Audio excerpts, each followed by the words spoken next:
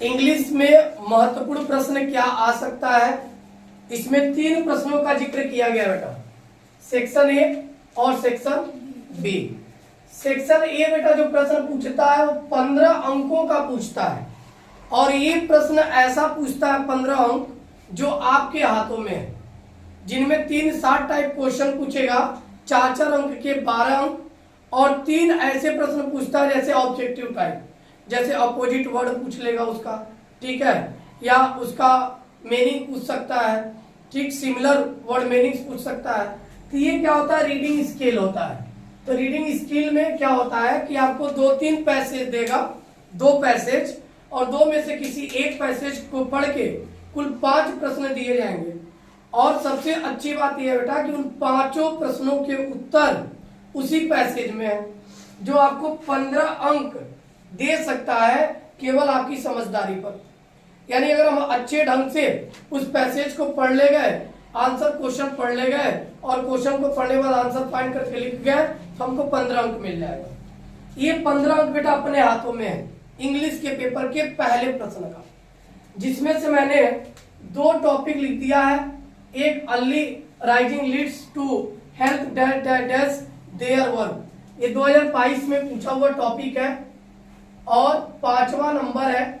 अगर आप question bank लिए होंगे तो उसमें मिल जाएगा आपको, इसको आप पढ़ लेंगे। वैसे मैं इसका पैसे डाल दूंगा वीडियो में भी, कि ताकि आपको आसानी रहे प्रैक्टिस करने में। दूसरा पैसेज है बेटा the old Turkish dash developed, और ये भी 2022 में पूछा हुआ है। प्रैक्टिस के लिए मैं आपको वीडियो में इसको भी इंक्लूड कर दूंगा, कि दोनों पैसेज कम से कम देख के आप प्रैक्टिस कर लेंगे, क्योंकि बेटा 15 अंक ये अपने हाथ में है। केवल हमको समझ ये दिखानी है कि हम पैसेज पढ़ें और आंसर फाइंड करें, लिख दें। करेंगे कैसे ये ध्यान दो, ये महत्वपूर्ण है। 5 प्रश्न दिए जाएंगे। पैसेज पढ़ने से पूर्व यदि आप उन 5 प्रश्नों को 1 से 2 बार पढ़ लेते हो, क्योंकि 15 मिनट मिलता है आपको पेपर रीडिंग करने के लिए, 3 घंटे मिलता है लिखने के लिए, तो उन 15 मिनट का सदुपयोग करो, और क्या करो, पैसेज के 5 क्वेश्चन को पहले आप पढ़ लो। 5 प्रश्न जब आप पढ़ लेते हो, फिर उसके बाद पैसेज पढ़ना शुरू करो।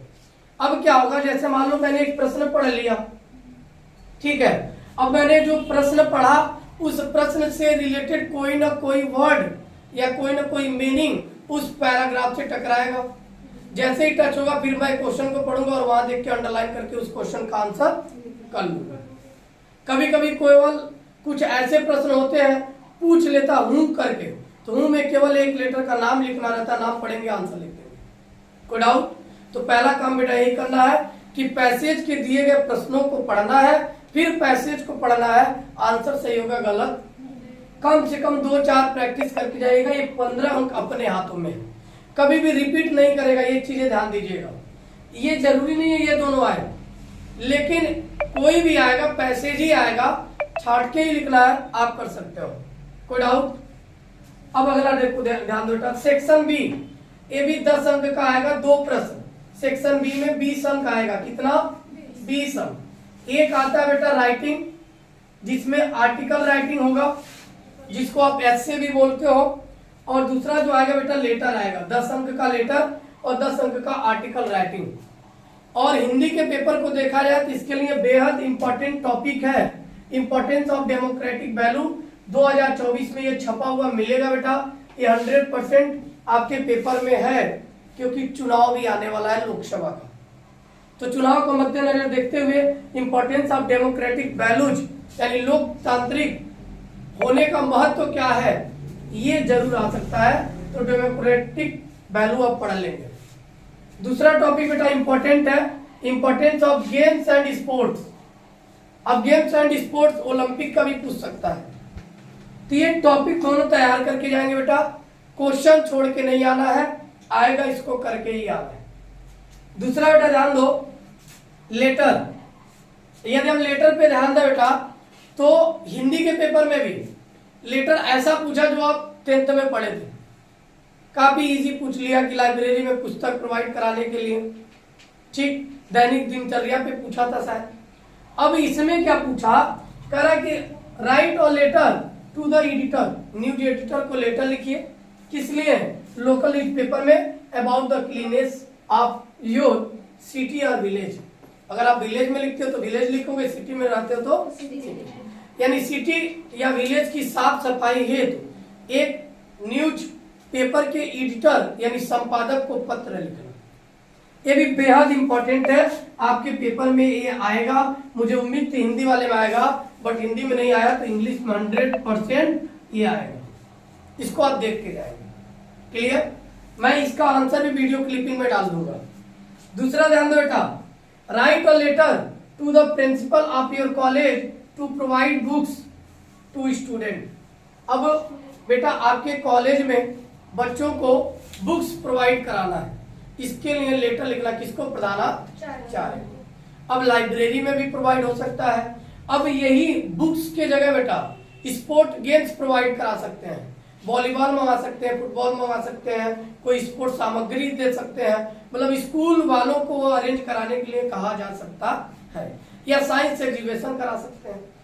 टॉपिक सब कुछ वही होगा, बस विषय के अनुसार हमारे कहने की शैली बस बदलेगी, बाकी कुछ बदलने वाला नहीं। तो ये तीनों टॉपिक यानी 15 ये और 20 अंक का ये सेक्शन ए और सेक्शन बी बेहद अहम है और आपके हाथों में इस पे नंबर ले आना। क्लियर? तो 35 नंबर का सेक्शन ए सेक्शन बी आप करके आएंगे। कोई डाउट यहाँ तक? नहीं सर। अगला जो है बेटा कल इंपॉर्टेंट बता देंगे, इतना आप कर लेंगे।